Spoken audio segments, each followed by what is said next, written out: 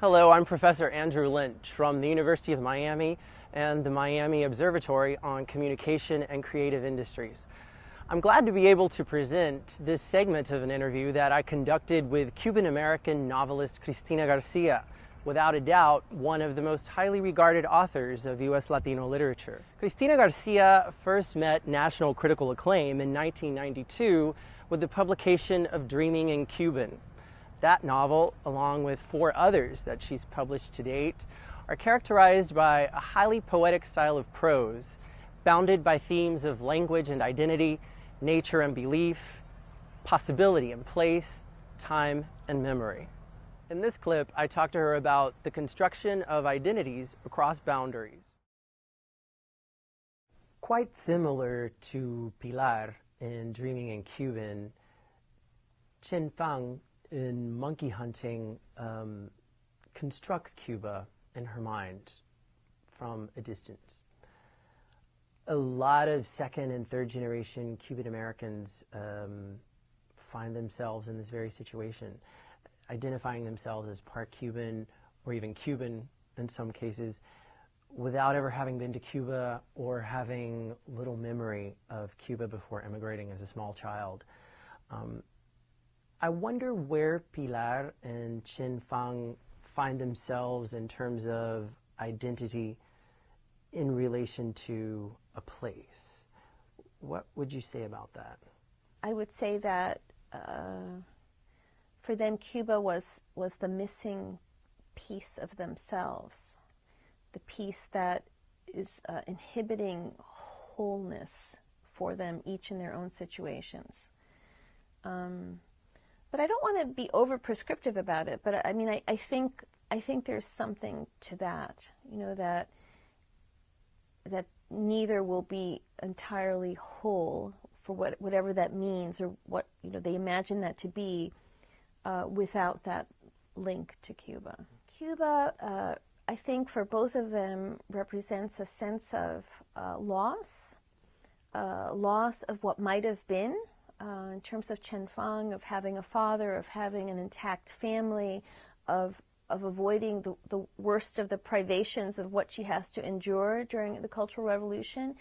And I think for Pilar, she also sees it as both loss and potential paradise. Loss of her childhood, loss of her connection with her grandmother, you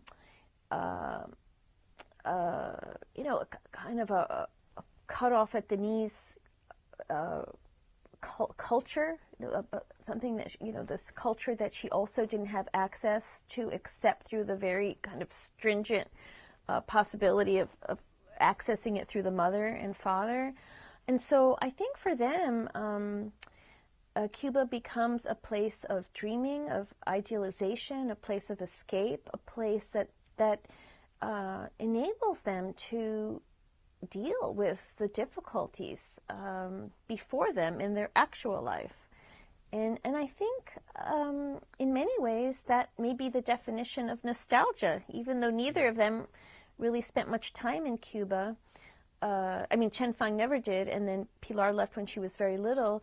I think what fuels nostalgia is idealism, is a sense of perfection lost, and the terrible and agonizing hope of perfection regained. And I think when people narratize that way, when people narratize along nostalgic routes, there is no room for imperfections. There is no room for the sort of ugly complexities of the realities of a real Cuba with real people and real problems. But I think for poetic souls and for like Chen Fang and Pilar, it's both nostalgic, but also it's also for them ultimately a place of dreaming. You clearly like to present time in a fragmented fashion, jumping from the present to the past and then back again, sort of speaking across generations simultaneously. And this brings me to 2 questions, actually. The first is, how do you go about conceptualizing time and space in your work? And secondly, how do these relate to the phenomenon of memory? I do think memory is, in essence, construction of identity. What you remember is who you are. What you choose, and equally important is what you choose to forget, is what you choose to remember. Every day we hone, I think, a little further our notions of ourselves, and I think it's no different with characters. What we remember, what we choose to remember, what we unconsciously or consciously remember, becomes part of the greater narrative of who we believe ourselves to be. And I think that obviously time and place contribute to that. Corroborating or non-corroborating evidence and others in your lives fuel that.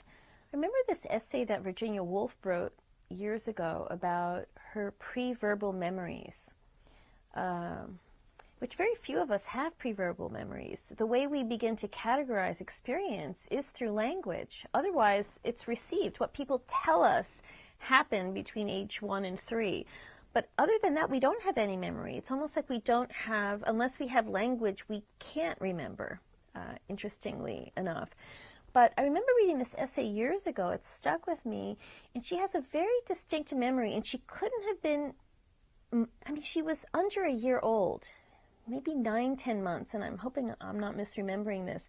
But she had the very distinct memory and sensation of lying under a tree in a pram and watching the play of light above her in the leaves. I mean, that's an extraordinary memory when you think about it for a 9-month-old. And yet we've all had these impressions. And she was somehow able to retain that without language. She was able to retain that impression without language. So again, going back to your question about text, I can't help but think that for Virginia Woolf, that was maybe her first text. And that she was then able to translate, bringing up our question about translation, she was then able to translate much later into communicable standards, I guess, into English. So I guess for me, it's a complicated question. Where does that begin? Where does the storytelling begin? Where does it begin when you have agency over your own life and you get to tell it yourself? Even though you've been alive for 3 years and people have been telling you those other stories, what do you adopt? What do you adapt? What's organic? What is hearsay and desire and longing? And if you have no memory, if you have no self. And we build on those memories. We edit those memories. We shape them and stretch them and deny them. In this quest for a sense of who we are. And I think that construction of identity is more complex for exiles who have been cut off from the talismans of their history. They can't verify it, or the aunt is back in Cuba and you can't double check what happened at that particular Christmas celebration, or with the flying pork legs, or whatever happened. So there are ways in which everyone does this to some extent, but I think it's particularly virulent in the Cuban exile community, which is rife with nostalgia. Snipping and cutting. I talk a lot about this in this new novel I'm writing. I wish I had a copy of it, because there's this whole section that's how one of my characters, the exile character, ends up deciding it's all a fiction. Oh, wow. It's all a fiction. We're constantly cutting, snipping, editing, refurbishing, reupholstering, all of these things to try and make a coherent whole when there really isn't. And I think at the time he was bitching about the revolution and how, Castro, El Comandante in the book, is also trying to turn the messy historical reality of the Cuban Revolution into something coherent and well conceived and executed. A well-constructed narrative. A well-constructed narrative when it's none of that, And in this new book, El Comandante, for his part, is obsessed with reenacting all the glories of the revolution. He wants to reenact the Bay of Pigs. He wants to reenact his famous "History will absolve me" speech, during his trial for treason. All of these things because he wants to get it right. He wants it for posterity. Narration and history is complicated, and so I don't know if that answers your question, but I think again I would go back to this notion of continual, kind of everything is text and everything is in continual translation into language somehow.